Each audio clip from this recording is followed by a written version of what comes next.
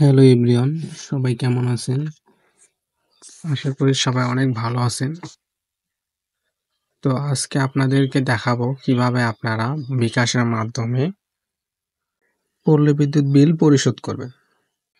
তো ফার্স্টে আপনারা বিকাশ অ্যাপসটি লগ ইন করবেন।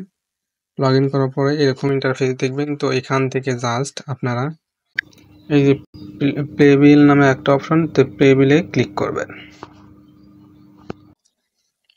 তো প্লে বিলে ক্লিক করার পরে এখান থেকে জাস্ট আপনারা এই যে ইলেকট্রিসিটি বিল, তো ইলেকট্রিসিটিতে ক্লিক করবেন।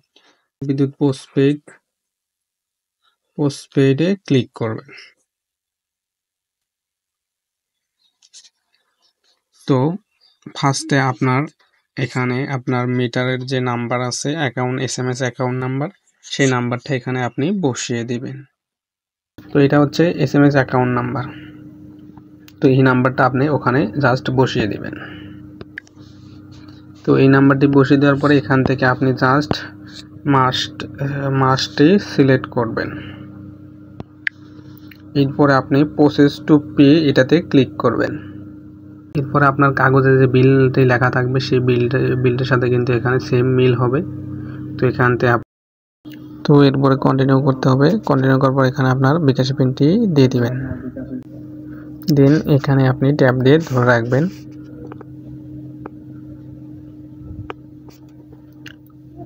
তো এখন কিন্তু এটা প্রসেসিং হবে।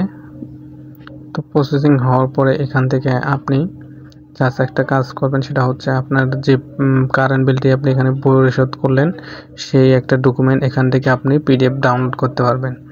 তো এরপর আপনি নেক্সটে ক্লিক করবেন।